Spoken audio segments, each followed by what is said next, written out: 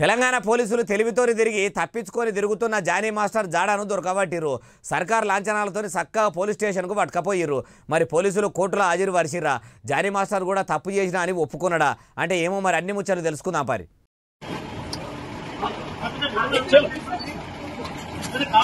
అగో మూతికి మాస్క్ పెట్టుకొని నెత్తికి ఎర్రటి టోపీ పెట్టుకొని కార్లా కూర్చున్నాడు చూడుండ్రి. ఆయన్నే జానీ మాస్టరు. లేడీ డాన్సర్ను పాడు చేసి ఏం తెలియని ఎడ్డోని లెక్క కూర్చున్నాడట. ఇన్ని దినాలు ఎవ్వలకు దొరకకుండా ఏడికి పోయిండు అంటారా? గోవాకు పోయి పోలీసులకు దొరకకుండా జాక్కున్నాడట. అసలే మన తెలంగాణ ఫ్రెండ్లీ పోలీసులు మురక చూసి దొరకబట్టేటోళ్ళు. ఏ సందులున్నా గొంతులున్నా శివరాకరికి పాతాళంలున్నా పాగా వేసి మరీ పట్టుకుంటారా.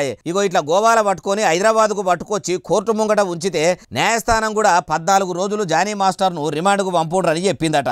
పోలీసుల లాంఛనాలతోని చెంచలు కూడా జైలుకు పట్టుకపోయినరు. చిన్నపిల్లప్పటి సందేశ్ ఎరబట్టి చానమాట్ల కేసు పెట్టిన బుజ్జిని ఖరావు చేసినట్టు కూడా ఒప్పుకున్నాడట. పోక్సో కేసు పెట్టి పోబయ్య జైలు కని సాగదోలిండ్రు. ఏమో పోన్రి ఇన్ని దినాల దాకా ఆ బుజ్జి కూడా చెప్పకపోవుడు. ఇప్పుడే జానీ మాస్టర్ను జైలుకు పంపుడు వెనక మతలాబ్ ఏమై ఉంటుందో ముంగడ తెలుస్తుంది అంటారు ఈ ముచ్చటిన్నోళ్ళు.